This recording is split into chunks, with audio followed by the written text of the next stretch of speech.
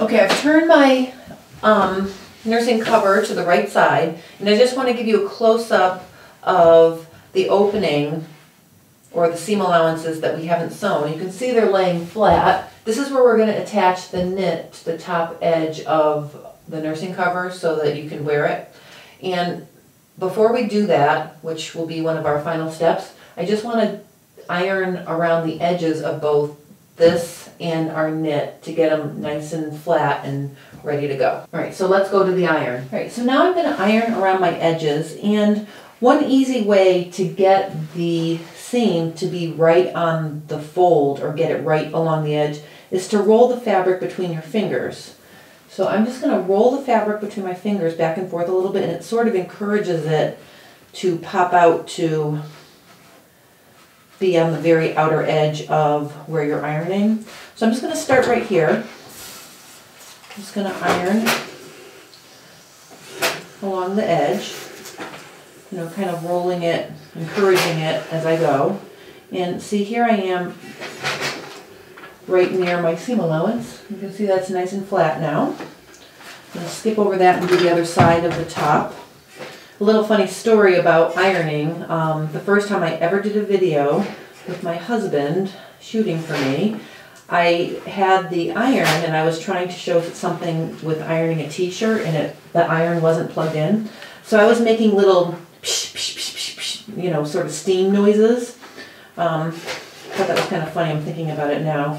But just so you know, you're getting the honest sound effects of steam. All right, so I'm going to go up the side here.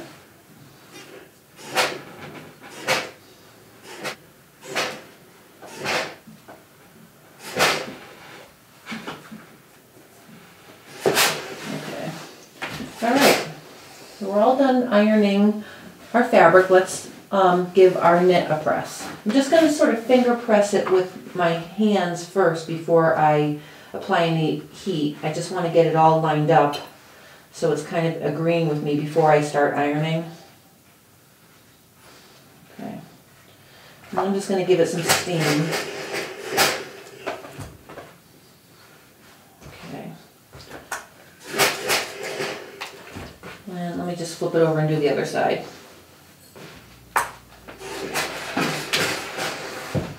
Okay.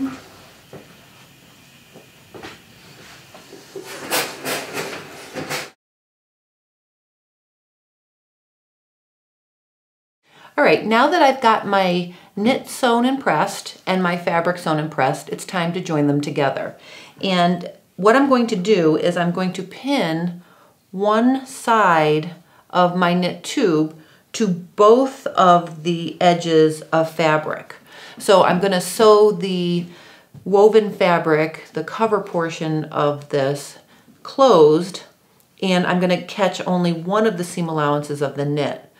That way, when it's sewn on, it'll be finished on that one side, and then we'll turn the seam allowances under and stitch it closed from the other side.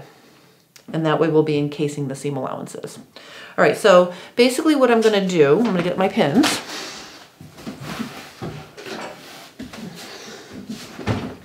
And I'm just going to pin, like I said, just one of these knit edges to both of the fabric edges, and I'm just going to pin them together. I'm going to start by pinning both ends, and let me get this one like this.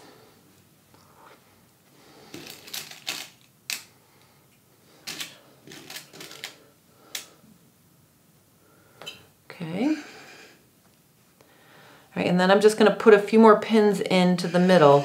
When you pin both ends, it will help the knit ease into the woven fabric, and then you won't be stretching it out. Like you can see, this fits nicely because I've already got both ends attached to the woven fabric. I'm just going to put a couple more pins, and then we're going to sew this together.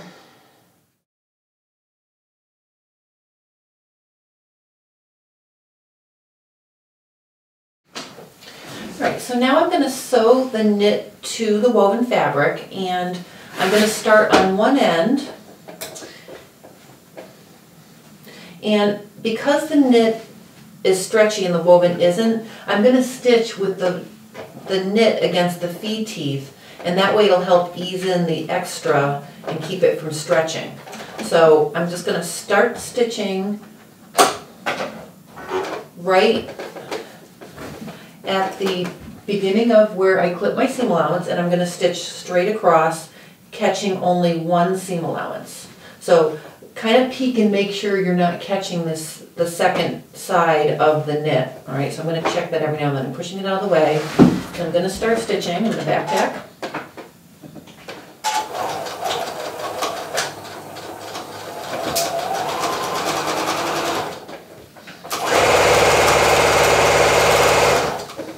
So stop and make sure nothing's getting caught.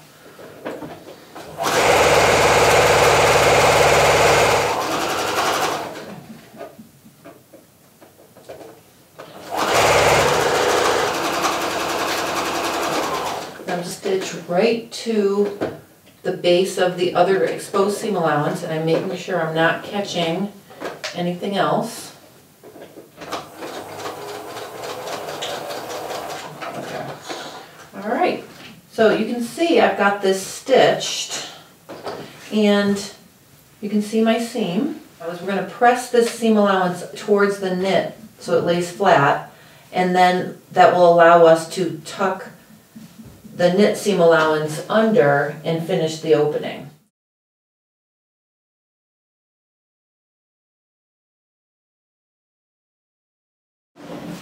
Okay, so the first thing I'm going to do is I'm going to use my iron, the tip of my iron, just to press the seam allowance up towards the knit so it lays flat.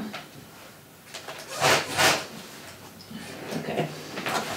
Alright, so now if I turn this to the other side, you can see that that's nice, that is a nice finished look. Alright, so let's flip it back over. Okay, and our next step is we're going to want to turn the bottom half-inch edge of this knit under and pin it in place. So basically what I'm going to do is I'm going to roll the knit seam allowance that's sticking out, and I'm just going to tuck it under that half-inch like this, and I'm going to pin it. So I'm just going to work a little bit at a time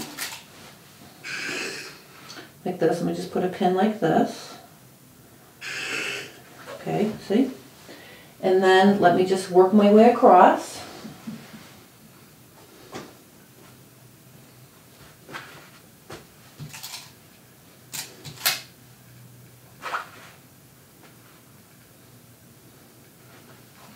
And I'm just pinning right along the original seam.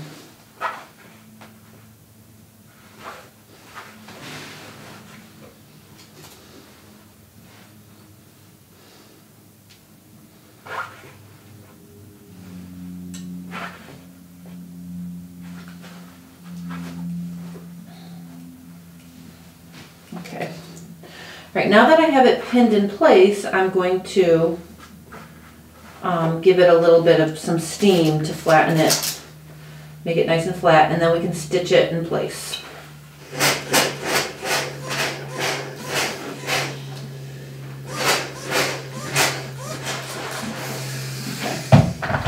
Okay. All right, so now we're ready to sew our knit edge that we folded under. And you know, if you're a hand sewer and you want to hand stitch this so it doesn't show on the other side, you could do that. I'm going to quickly just top stitch or edge stitch right along the fold of the knit to hold it in place. So I'm going to use the inside edge of my open toe foot as a guide, and I'm just going to move my needle over so I'm pretty close to that folded edge. Okay, maybe not that close. All right, and now I'm just going to stitch right across. I'm going to back tack. I'm using this gray thread. I'm going to leave it so you can see the detail. If I was making this, you know, this one probably will be a sample. You might want to change to a thread that matches the color of your knit here.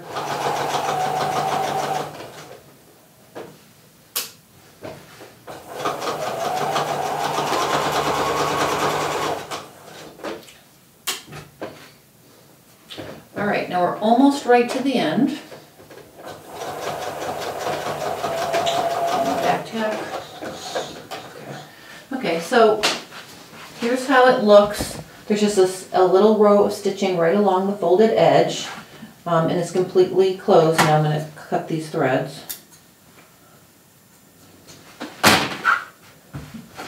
Okay, and then from the other side, the stitching blends in with the print on the fabric. So that's how it looks on the opposite side. All right, I want to try this on my dress form now so you can see how it's looking.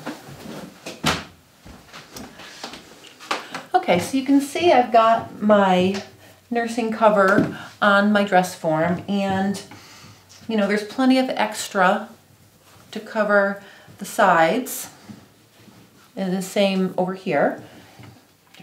I think this knit band is going to be really comfortable to wear. I did try it on, so it just seems nice not to have something tied around your neck. Now let me show you the back. In the back, what we're going to do to finish this is we're going to stick one of the knit strips into the other side, and I'm going to top stitch it shut. So I'm going to show you how to do that. And then your nursing cover is finished.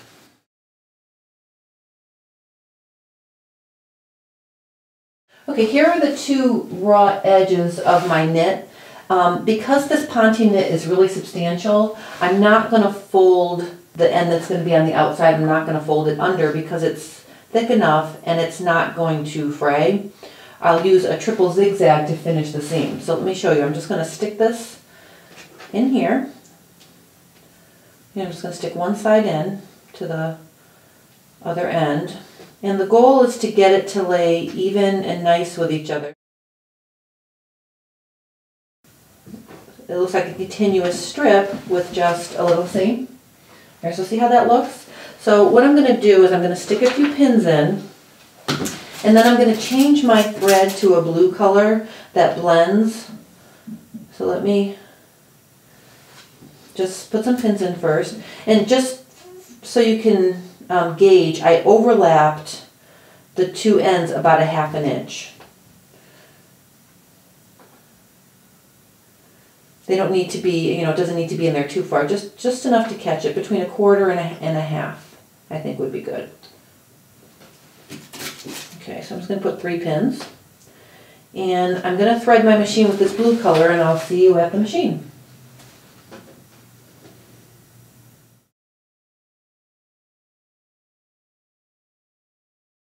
I'm going to use a triple zigzag, or a 3-step zigzag, it's also known as.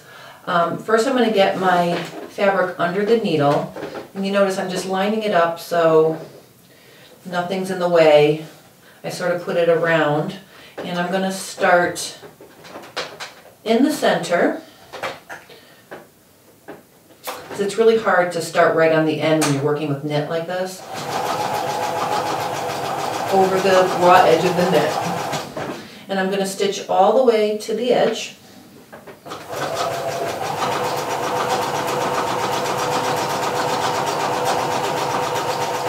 going to back up a little bit. And then I'm going to turn it around and I'm going to go in the other direction. I'm going to overlap in the middle a little bit. Alright, so I'm just going to stitch in the opposite direction.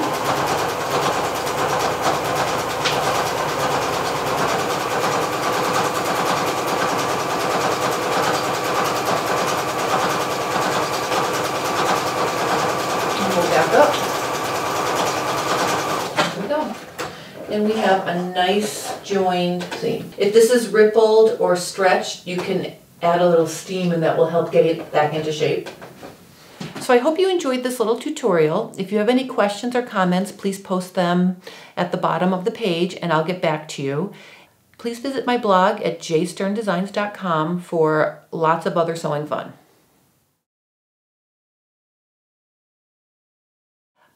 Thank you for joining me. Have a great day.